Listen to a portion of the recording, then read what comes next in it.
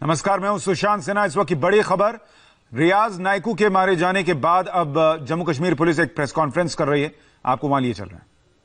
बहुत सारे रेड मारे, कामयाबी नहीं मिला था, लेकिन मार्च फर्स्ट वीक में पिछले 6-7 दिन से इन्होंने अपने काम को और तेजी लाया और टीम को रात दिन, कभी कभी ऐसा हुआ कि इनके टीम ने रात में सिर्फ 2 घंटा 1 घंटा सोए, जगह रहे कंटिन्यूस, एक एक ट्रैक करते कि उसके मूवमेंट को, उनके OGW को, उनके कुछ OGW को अरेस्ट कर गया, इंट्रोगेट किया गया और बहुत पिन पॉइंट खबर मिला। उसके तहत पुलिस की छोटी टीम ने पहले उस घर को कॉर्डन कर लिया, बाद में आर्मी को बुलाया गया, CRPF को बुलाया गया और पहला दिन सर्च करने पर उस घर में कुछ नहीं मिला। फिर भी हम लोग इतना कंफर्म थे कि इसके अंदर मिलिटेंट है, या तो अंदर में होगा कहीं हाइड आउट में। हम लोग कॉर्डन को नहीं हटाए, कॉर्डन कंटिन्यू रहा है। नेक्स्ट डे कल जाके सुबह 9 बजे जब मिलिटेंट ने पहले फायर किया, फिर हमारे फोर्स ने रिटेलिएट किया। उस रिटेलिएशन में जैसा कि हम सब जानते हैं, HM का चीफ जो था पिछले 8 ईयर से एक्टिव था और पिछले 3 साल से HM का कमांडर था, उसमें मारे गए। ये police, JNK police, CRPF, army, सारे सिक्योरिटी फोर्स में बहुत कामयाबी की बात है। और उसके साथ साथ कल एक और इनकाउंटर हुआ था खिरू में, उसमें अवंतीपुर पुलिस और आर्मी CRPF मिलकर 2 और मिलिटेंट को न्यूट्रलाइज किया था।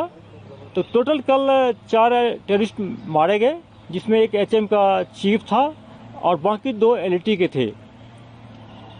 उसके बाद वहाँ पर इनकाउंटर साइट पर 5 अगस्त के बाद हम लोग पहला बार देखें कि जो लॉ एंड प्रॉब्लम ज़्यादा हुआ था। हालांकि ये एक पॉजिटिव साइन था कि लॉ एंड ऑर्डर जो था वह लोकलाइज था, इनकाउंटर साइट के सराउंडिंग था। कल मैंने खुद हेलीकॉप्टर से रेकी किया, साउथ कश्मीर में कहीं भी कोई प्रॉब्लम नहीं थी, सिर्फ उस इनकाउंटर साइट पर हुआ था। हैवी पथराव हुआ था, उसमें हमारे 2 व्हीकल डैमेज किए। उस दरमियान हम लोग उसको हैंडल किए, प्रोफेशनली किए। फिर भी कुछ करीब 10-11 जो मिस्क्रिएंट्स स्टॉन्ट पेल्टर इंजर्ड हो गए, 1-2 को बुलेट की इंजरी भी हुआ है। हॉस्पिटल में सारे हॉस्पिटलाइज है, हम लोग उसको मॉनिटर कर रहे हैं, सब आउट ऑफ कंट्रोल है। और रियाज नायकू का मरना, आपने कहा JNK का चीफ था, तो कितना इसमें हम कह सकते हैं पुलिस के लिए तो आप बता रहे बड़ी कामयाबी, मिलिटेंसी में डिक्लाइन हो सकता है, इतनी गिरावट भी आ सकती है। और साथ साथ में जो हमारा हंदवारा, जिसको लास्ट ईयर मिलिटेंसी फ्री भी करार दिया गया था, अब्रप्टली इस तरह का इंसिडेंट हुआ जहाँ पे CO, सब इंस्पेक्टर या और भी जवान जो वहाँ पे हुए थे, मारे गए। तो ओवरऑल इसका आप किस तरह देख रहे हैं?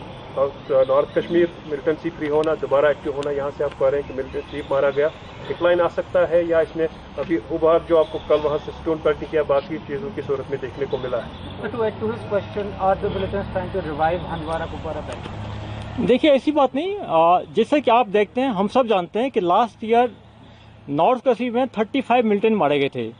इस बार टोटल अभी तक 9 मिलिटेंट्स मारे गए। ऐसा नहीं था कि लास्ट ईयर मिलिटेंट ही वहाँ पर नहीं था और इस बार हो गया। इन्फिल्ट्रेशन हो रही है, वहाँ मिलिटेंट है। और पिछला जो 2 इंसिडेंट हुआ है, जो पहला इंसिडेंट हुआ जिसमें कि हम सब जानते हैं कि हमारे कलीग्स, 5 कलीग्स शहीद हो गए, बहादुर कलीग्स, लेकिन उस इनकाउंटर में एक ऐसा मिलिटेंट मारा गया है जो छिप गया। आप लोग उसको हाईलाइट नहीं किए, सोशल मीडिया में उसमें कन्फ्यूजन फैला दिया गया ये लोकल हैदर है, वारपुरा सोपुर का, जबकि वो पाकिस्तानी हैदर था। मूसा का राइट हैंड था। मूसा जो 2000 LT के कमांडर था, 2018 मारे गए, तो उसको रिप्लेस किया था। और ये हैदर पाकिस्तान का है। ये बहुत लास्ट 3 ईयर से एक्टिव थे नॉर्थ कश्मीर में। ये रिक्रूटमेंट करा था और इसी भी पार्टी करते थे। LT का वहाँ बैकबोन था, पर उस इनकाउंटर में मारा गया है। बाकी जो रिसेंटली जो हंदवारा में जो अटैक हुआ है, उसको हम लोग आइडेंटिफाई कर लिए। लोकल LT के 2 कमांडर हैं वहाँ कर, और हम लोग उसके पीछे लगे हैं। मैं आप लोग एश्योरेंस देता हूं कि बहुत जल्दी उसको हम लोग न्यूट्रलाइज कर लेंगे। जी साहब, हंदवारा के उसी अटैक के बारे में ये भी आया था कि वहाँ पे अटैक के साथ साथ वेपन स्नैचिंग भी हुई थी और कुछ स्टील टिप बुलेट्स भी यूज हुए थे। इस बारे में क्या? बिल्कुल, 2 वेपन स्नैचिंग करके भागे थे, कामयाब हो गए थे। उसमें 8 राउंड भी थे पाए गए। ये तो ऑलरेडी हम लोग शेयर कर चुके हैं आप लोगों से।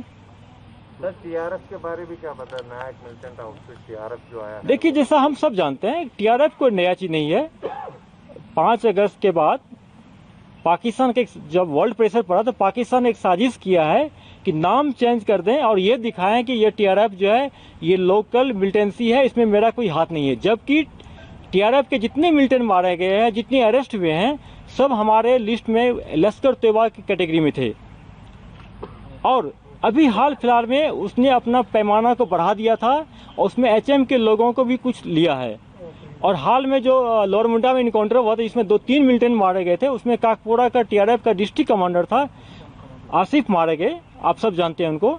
तो टीआरएफ में हम ये कह सकते हैं कि एलईटी और एचएम दोनों के कैडर है, ज़्यादा एलईटी के है।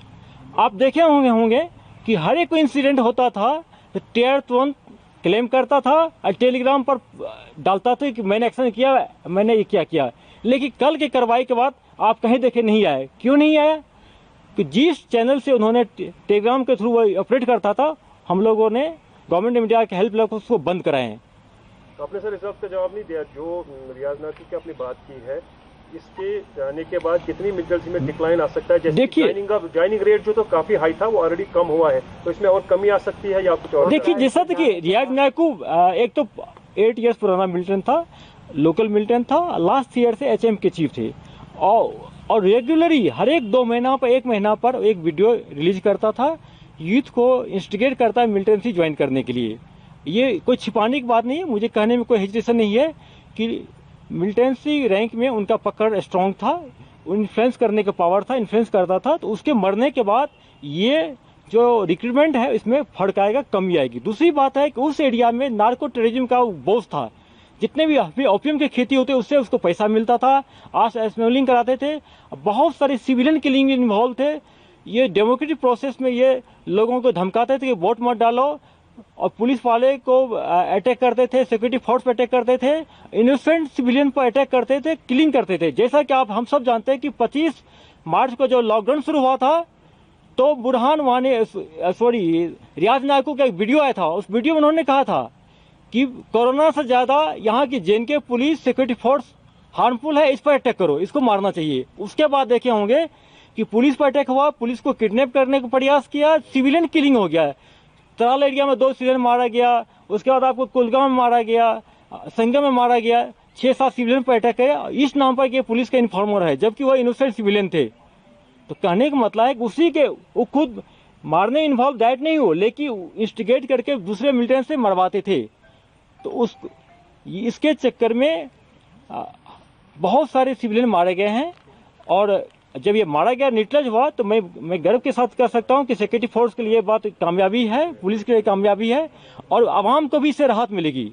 हाजी साहब, आप कह रहे थे कि जो लॉ एंड ऑर्डर सिचुएशन है वो कंट्रोल में है, लेकिन इंटरनेट बंद है, मोबाइल सर्विस बंद है, कब तक रेस्टोर होगा? और देखिए, लॉ एंड ऑर्डर आईजी साहब के हुक्म से बनने होता है। आईजी साहब कुछ जो हमारे टूल्स है उसको यूटिलाइज करते हैं। उसमें पहला है कर्फ्यू इम्पोज करना, कम्युनिकेशन में ब्लॉक लगाना, नाका लगाना, डिप्लॉयमेंट करना, ये हमारा टूल्स है, लीगल टूल्स है। तो इसी के चलते ना कंट्रोल होता है। ऐसा नहीं होता कि हम हुक्म दे तो कंट्रोल हो जाएगा। तो ये जो कम्युनिकेशन गैप लगाना ये बहुत जरूरी है। नहीं तो आप देखते हैं कि अगर नहीं बंद करते हैं तो अभी तक इतना रिमोट आप हेल्थ देखते हैं, पुराना वीडियो को अपलोड करता है, लोगों को हिस्ट्री करता है, हर जगह प्रॉब्लम होता है। कब तक रहेगा? बहुत जल्दी कंट्रोल कर लेंगे, हम लोग कर लेंगे, फिर खोल देंगे, कोई बड़ी बात नहीं है। साहब, क्या रियाज नाइकू के जाने से माना जाए कि लीडरशिप जो है वो वाइप आउट हुई? और दूसरी बात, क्या रियाज नाइकू टनल का इस्तेमाल करता था आने जाने के लिए या फरार होने के लिए? कोई टनल का अभी तो कोई रिपोर्ट नहीं है, लेकिन उसका अपने एरिया में, लोकेलिटी में काफी हाइडआउट था। कम से कम 6-7 मरने के पहले हाइडआउट को हम लोग बस्ट कर चुके थे। ये 7वां हाइडआउट था जिसमें मिला ये, और बहुत कंट्रोल इससे होगा। क्या लीडरशिप खत्म हो गई है?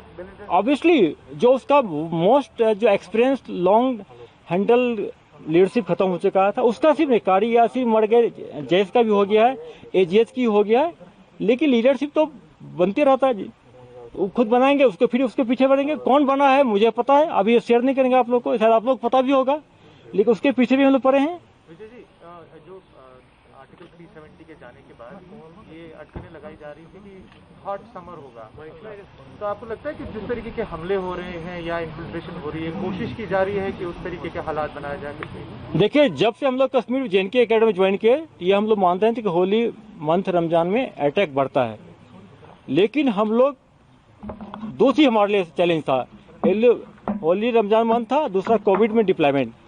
मेरा मैक्सिमम फोर्स लगा है कोविड डिप्लॉयमेंट में लगा है, लेकिन इस सिचुएशन के रहते हुए हम लोग प्लानिंग किए हुए थे, अभी भी किए हैं, उस पर जारी है कि एंटी टेररिस्ट ऑपरेशन को हम लोग लॉकडाउन नहीं करेंगे, इसमें तेजी लाएंगे, करते रहेंगे। One last question Vijay ji, हमने देखा कि पहले सिर्फ एफसी जो होते थे उनकी बॉडी आप खुद ले जाते थे, लेकिन अब जो सिविलियंस हैं उनकी बॉडी को भी उनके परिवार को नहीं दिया जा रहा है, इसका क्या रीजन क्या है? अचानक से चेंज कर रहे हैं। हंदवाड़ा जो अटैक में एक अनफॉर्चुनेटली एक लड़का जो मेंटेनेंस में था उसको गोली लग गया था। हम लोग उनके घर वाले के पास ऐसे जगह मोटिवेट किए कि अगर हमको आपको डेड बॉडी देते हैं, देने में कोई दिक्कत नहीं। पहले तो मीडिया में बता दिए इनोसेंट है, कुछ नहीं छिपाए हम। अगर आपको देंगे तो गांव वाले आपको प्रेशराइज करेंगे, 2000 लोग आ जाएंगे, उसके जुलूस में जाएंगे, जनाजा फ्यूनरल में। तो चूंकि रेड जोन एरिया है तो संभावना था कि स्प्रेड हो जाता वायरस वहाँ पर। उनके फैमिली मेंबर मुतमिन हो गए, उनके इज्जत के साथ गाड़ी में ले गए। हम लोग एक आइसोलेट जगह पे उनको बारामूला में लाश सेट करवाई इज्जत के साथ। नहीं, अदर मिलिटेंट्स जो लोकल मिलिटेंट्स थे उनकी बॉडी पहले परिवार को दी जाती थी, अब वो नहीं दी जाती। बिल्कुल, जब तक कोरोना वायरस का खतरा है तब तक हम लोग नहीं देंगे। सर फोन कब छोड़ेंगे? नेट तो आप ऑन ऑफ करते हैं, बात करेंगे फोन पे आपसे। Thank you very much. Jammu Kashmir police के आईजी को आप सुन रहे थे। रियाज नायकू नाम का जो हिजबुल का बड़ा आतंकी मारा गया कल, उसके बारे में वो जानकारी दे रहे थे कि कैसे उसे ट्रेस किया गया, कैसे उस तक पहुंचा गया। उन्होंने कहा कि लंबे समय से उस पर नजर रखी जा रही थी, एक एक जानकारी जुटाई जा रही थी।